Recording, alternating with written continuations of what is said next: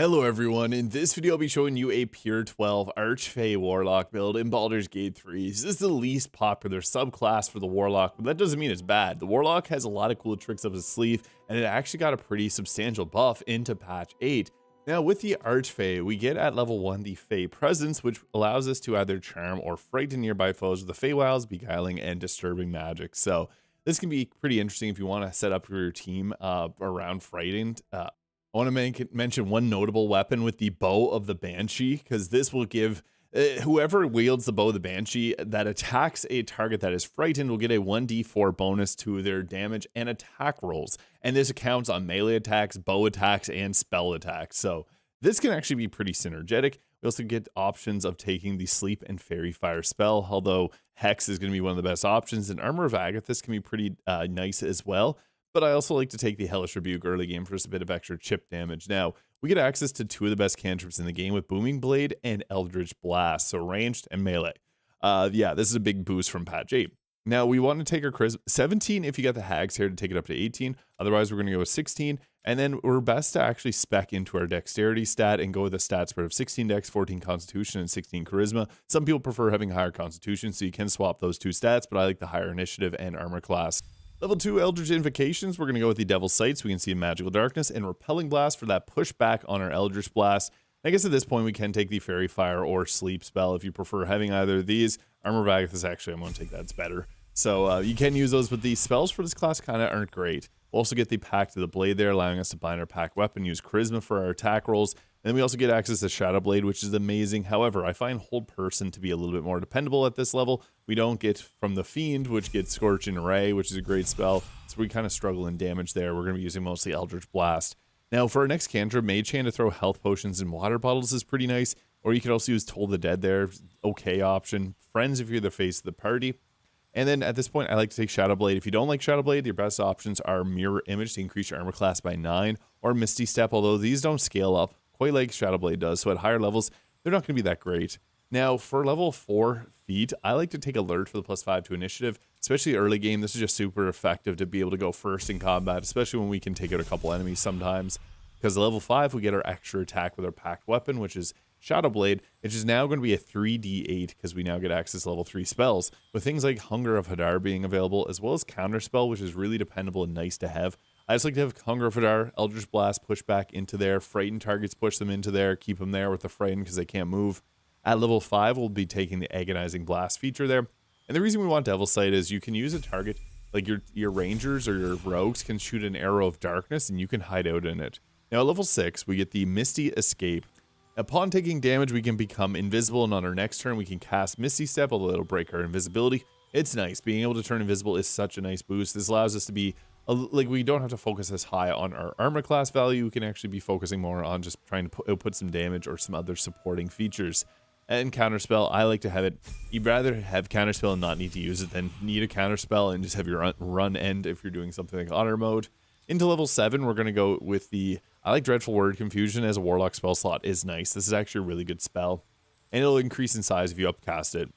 Now at this point, I think Greater Invisibility is actually a really good spell because we can use this if you're the Band of the Mystic Scoundrel as a bonus action to make yourself invisible if you really need it without taking an attack. And that's kind of the ARCHFEY. We can be invisible, we can use our Charming Magic. It's a bit different from a normal Warlock. Dominate Beast is okay. I guess it's exclusive to this subclass. I'm going to take it.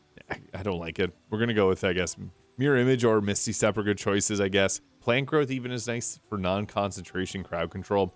Dominate Beast is just so bad. Not really that good to take. We'll then go with an ability score improvement on our Charisma, although you can go with the Warcaster if you want to hold your concentrations a little bit more frequently. And we can also go ahead with taking the Moderately Armored if you want to be able to survive a few more hits. As we're dexterity based, we can go with any type of armor class or any type of medium armor that adds the full armor class value from our dexterity modifier. Now at level 9, we get access to Hold Monster, which is a great spell. It's the best spell that we got. Dominate Purse is okay. It's better than Dominate Beast. And we get Minions of Chaos, which is great because this lets us summon in a level 5, or lets us summon in a Elemental, which is good because it can apply Chilled if you have a Cold caster on your team. And we can also use our Mage Hand and throw Water Bottles. So we're actually a really good support. And we also have the Beguiling defenses here. We cannot be Charmed. It's great. Not often do you get Charmed in this game, but it's good to not take it. We'll then take Bone Chill to stop a target from receiving any type of healing. We'll take Dominate Person because we can do this as a bonus action with the Band of the Mystic Scoundrel, which actually works in this class pretty well. For the Mystic Arcanum, now Circle of Death can be okay because it can actually hit a large group of enemies all at once. Create Undead's pretty fun. Eye Bite can be good too if you want to hold your concentration on this and put a bunch of people to sleep. I just think that the Circle of Death is my personal preference, and you're going to see why in a moment. Now at this point we can take Darkness, as we have the ability to see in darkness and we haven't taken anything. Darkness is kind of Fey magic, so we can work with it. Now at level 12 we get one last spell here, and I guess there's no real need for any of these spells. We have everything that we want, so you could go with Mirror Image or Misty Step if you really need it. I guess Fear can be a good spell too, fits the theming of this. We're going to take Life Drinker to add our Charisma modifier, which is going to be a +4 and now a +5 with our Charisma increase here, so that'll add extra necrotic damage on our melee attacks. Now the outfit I'm using is from the Ethereal Threads mod. Now this build is a little bit silly, but we're going to be using some different features that actually are not often utilized on the Warlock. But we got the Helmet of Arcane Acuity here, so when we do our melee attacks, this will allow us to land our bonus action commands and hold, or I guess just hold person. We don't have command on this subclass. But hold person as a bonus action is really nice. This allows us to set up with our attacks and then be able to launch spells that won't miss. And you can also use some of the other spells too. Now we also got a Cloak of Protection. If you get the Deathstalker Mantle from the Dark Urge, that works great as well. Ballast Armor, late game is a good choice. Really just the best available. The Potent Robe Clothing is great, and you can use Mage Armor on top of that. So early game, this will add additional Charisma modifier onto our Eldritch Blast. Is the great. If you're the Dark Urge, you obviously don't get that. Use the best available light armor that you got. There's not really that many great options. The Ballast Armor is going to give us the highest armor class value. And again, I did mention that you could take a moderately armored feat to get Armor of Agility, which will boost up our armor class even further, which would take it up to 21. But right now with this Ballast Armor, we got it at 18, which is fair. Now, I like to go with something like the Radiating Orbs. I feel like these fit thematically here. So this will apply Radiating Orbs on the enemy, and we get those with the Coruscation Ring, which will also apply Radiating Orbs if the target is illuminated while we spellcast against them. So Eldritch Blast can actually apply a lot of these. And the Callous Glow Ring, these do 2 extra points of target damage against targets that are illuminated, which is 2 points of radiant damage, which procs this, so we can give the enemy minus to their attack rolls. Since Charmed and Frightened aren't, like, Frightened is good, like I'd rather use the disturbing Fey presence, but we're going to be using the Fey Magic and Radiating Orbs to help protect our allies. Not normally a role that the Warlock holds, but I think it's fun on here. And then we can take off the Coruscation Ring here. I'd like to be able to have 3 rings for the Band of the Mystic Scoundrel because you can use bonus action spells, which we have a lot of, and I would really prefer to have this one on here. So we're going Callous Glow Ring and Band of the Mystic Scoundrel. And since we got Radiating Orbs applying a condition, we can go with the Boots of Stormy Clamor. Whenever we inflict a condition, we also apply 2 turns of Reverberation, knocking them prone. These all together work together really well. We got the Aim of the Greater Health, and also you could go with the Duelist Prerogative here. This is a pretty fun option, but there's another cool option you can go with. We can first take the Staff of Spell Power, give ourselves the Arcane Battery, summon in our, I like the Water Elemental if you got other casters, but the Earth Elemental if we don't have anyone that's got Cold and Lightning spells. It is a big fella, so you gotta find a spot to sled her down. So we got that one in, and then we're gonna go with the Marika Heshker here, and then Marika Heshker allows us to use it again, the Arcane Battery, and then we can go with a Shadow Blade to give ourselves an upcasted Shadow Blade, which is now going to do a 4d8 of damage. So we're now extremely powerful in melee. If you have shield proficiencies, you can throw on a shield. Otherwise, you can throw on a Dolar Amaris there, which will give us increased critical hit damage. And it's 7 points of critical hit damage, which turns to 14 if you have the Resonance Stone because it takes your main hand weapon damage. So that it works pretty good there. And for bows, I like the Hellrider Longbow to give a +3 to initiative, and it affects the target with Fairy Fire. This feels like a real bow that would fit perfectly with here, but we're mostly wanting it for the initiative. We're not going to be attacking with it. Now in combat, we do have our Fey Presence, which you can see the area effect is not that large, so yeah, it's tough to spend your full action on just frightening at a target, so we're going to do what we do best, and that's melee attack. So Booming Blade, you can see there, does quite a bit of damage. We're going to want to start off with just, you can actually, since we don't have the proficiency in bow attacks, we could, if you're playing a dry, you get hand crossbow, which could work. We want to be able to get our Arcane Acuity up there, so melee attacks will get that for us. So I want to get that free crit off there. That did apply Radiating Orbs to multiple enemies, which is perfect. And then I'm just going to take out this target because I don't want them around, so I'll stab them, took them out. Perfect. At this point, I think I could drop down some type of crowd control. A Circle of Death would be a good spell to use too, especially with the other ring on, which would be really good for just applying Radiating Orbs to every single enemy inside it. We could also go with, I guess, we have Hunger of Vidar or Circle of Death. That's our 2 options. I want to use this because actually very lucky that we're going to hit a multitude of enemies with that. And it did apply Radiating Orbs on some enemies, but they're now dead. So that's great.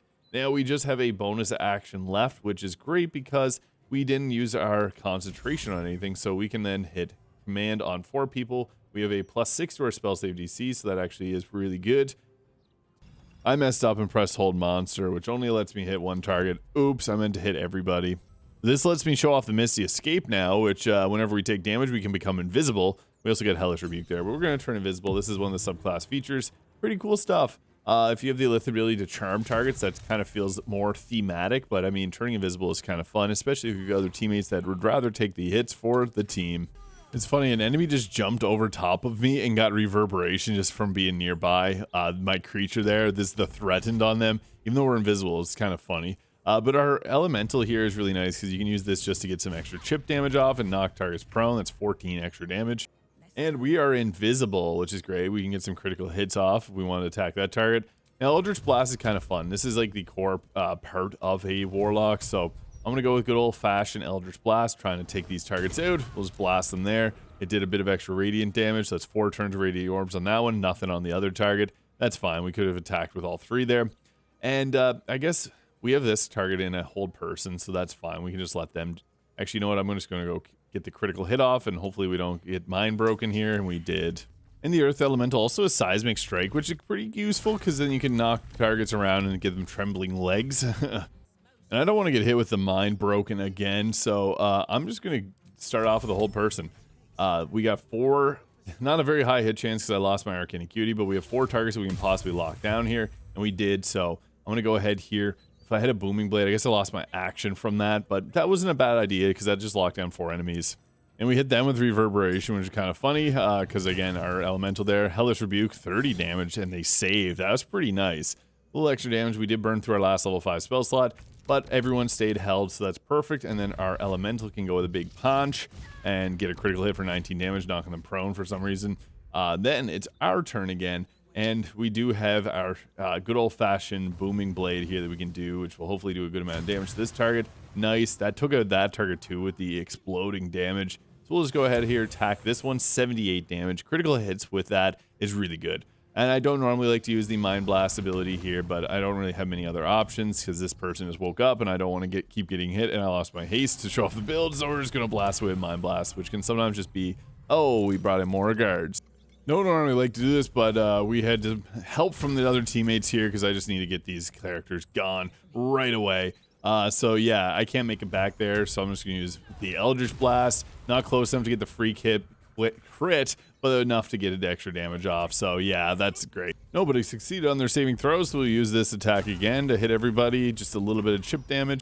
I do not have my I wish I could have used the Hunger of Hadara there. Oh, it took out another target with the Eldritch Blast. Getting that extra radiant damage is really nice. So yeah, they're succeeding on those. And boom goes the dynamite. We'll use this again. When in doubt, Eldritch Blast it out. And Earth Elemental the Goad with the finale. There we go. The ARCHFEY Warlock in Baldur's Gate 3. Really fun. Let me know your thoughts in the comments. Hit the subscribe button below if you haven't already, and I hope you have a great day. We'll catch you in the next one.